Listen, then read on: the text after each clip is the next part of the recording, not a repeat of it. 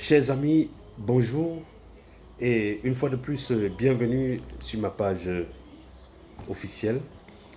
Dans cette série de vidéos consacrées à la prière telle que le Seigneur nous a enseigné dans Matthieu chapitre 6 du verset 9 au verset 13, le fameux Notre Père qui est aux cieux. Voilà, la semaine passée, nous avons introduit en disant que dans ce passage de Matthieu chapitre 6 du verset 9 au verset 13, Jésus enseigne à ses disciples comment il faut prier. Jésus donne en quelque sorte une méthodologie de prière. Il donne le modèle de prière tel que les vrais chrétiens, les vrais enfants de Dieu devraient prier. Il ne donne pas un texte de prière qu'il faut réciter à chaque fois qu'on voudrait prier, mais il donne plutôt un modèle sur lequel on devrait s'inspirer pour prier. Donc aujourd'hui, nous allons voir le premier élément de ce modèle de prière, de cette méthodologie de prière qui doit meubler la prière d'un vrai enfant de Dieu. Alors, il dit au verset 9, « Voici comment vous devez prier. Notre Père qui est aux cieux. » Voilà, arrêtons-nous à ce niveau. Notre Père qui est aux cieux. Quand vous vous engagez à prier, vous savez, tout le monde prie. Même les agents du diable prient. Mais la question qu'on doit se poser lorsqu'on prie, qui est-ce que nous prions? Qui est-ce que nous prions?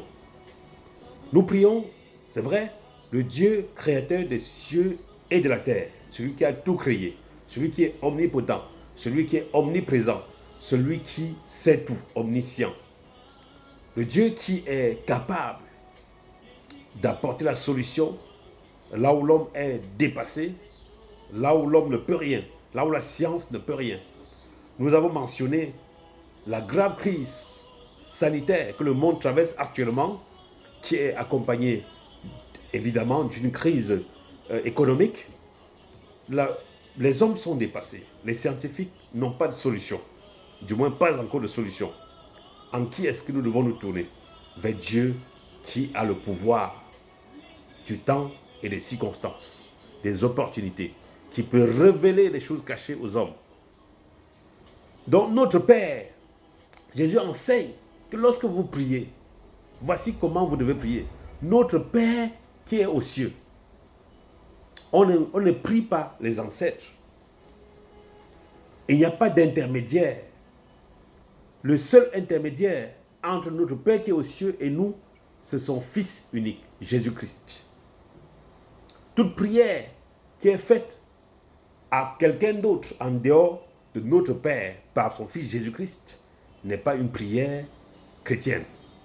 Il dit, notre Père qui est aux cieux. Donc pendant que vous vous mettez à genoux pour prier, sachez que vous priez le Dieu créateur du ciel et de la terre.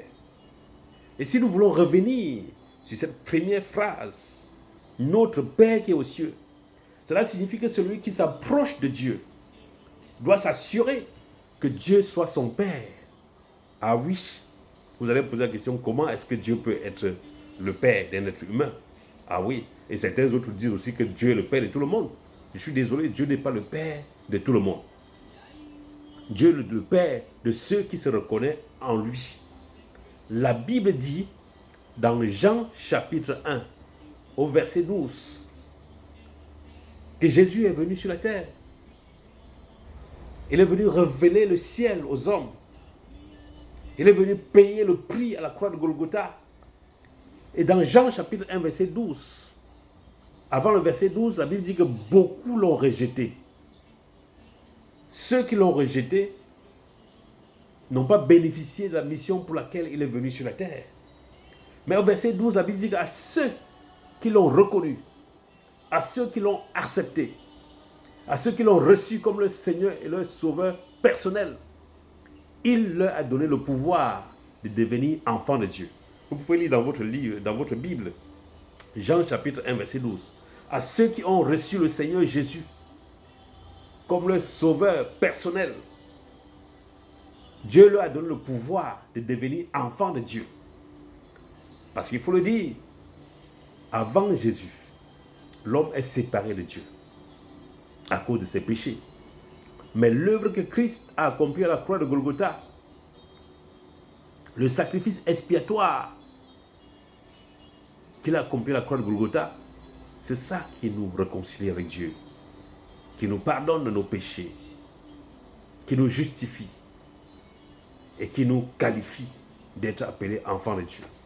Donc Jésus dit, quand vous priez, dites notre Père qui est aux cieux. Donc, si vous voulez faire une prière efficace, rassurez-vous que vous ayez reçu Jésus comme votre Seigneur et votre Sauveur personnel. Parce que celui qui s'engage à s'approcher de Dieu, alors que Dieu ne le reconnaît pas, sa prière ne peut être efficace. Puisqu'il faut prier notre Père. Dieu est-il ton Père? C'est la première question que je veux poser. Nous voulons prier comme le Seigneur nous a enseigné. Loin de réciter comme des perroquets, méditons sur ces paroles que le Seigneur lui-même nous a enseignées. La première parole, notre Père qui est aux cieux. Et la Bible dit que c'est ceux qui acceptent Jésus comme leur Seigneur et leur Sauveur personnel qui ont le pouvoir de devenir des enfants de Dieu. On ne naît pas enfant de Dieu. On est créature de Dieu. Mais on devient enfant de Dieu en recevant Jésus comme son Seigneur personnel. Jean chapitre 1 verset 12. À ceux qui l'ont reçu, il leur a donné le pouvoir de devenir enfants de Dieu. Dans votre version de la Bible, vous allez comprendre, elle leur a donné le pouvoir, parlant de la parole. Parce qu'au verset 1, la Bible dit qu'au commencement était la parole. La parole était avec Dieu. La parole était Dieu. La parole s'est faite chair, est venue dans le monde parmi les siens. Plusieurs ne l'ont pas reçue, mais à ceux qui l'ont reçue, cette parole leur a donné le pouvoir de devenir enfants de Dieu. Il s'agit de Jésus. Donc, bien-aimés dans le Seigneur, chers amis, si vous êtes résolument engagés dans les voies du Seigneur, vous voulez prier efficacement et recevoir les effets de la puissance de Dieu qui a créé les cieux et la terre. Vous voulez devenir enfant de Dieu pour pouvoir être digne de dire notre Père qui est aux cieux. Je voudrais que vous puissiez prendre cet engagement parce que c'est un acte de foi. Que Seigneur Jésus, je te reçois aujourd'hui comme mon Sauveur, mon Seigneur. Donne-moi le pouvoir de devenir enfant de Dieu. Père, merci pour ces moments, pour ce numéro de vidéo consacré à la prière telle que tu nous l'as enseignée. Aujourd'hui, nous avons vu la première phrase, notre Père. Je prie, Seigneur, que ceux qui écoutent cette vidéo puissent devenir tes enfants, puissent être dignes de t'appeler notre Père. Visite-les, Seigneur. Inscris-les dans ton livre de vie. Fais d'eux tes enfants, Seigneur. Au nom de Jésus. Amen. Merci, que le Seigneur vous bénisse abondamment. Pendant que vous partagez cette vidéo, rassurez-vous que vous soyez devenus des enfants de Dieu pour prier le Notre Père. La semaine prochaine, la prochaine vidéo sera consacrée à que ton nom soit sanctifié. Nous verrons ce que cela veut dire, que ton nom soit sanctifié. Que le Seigneur vous bénisse. Ciao. À très bientôt.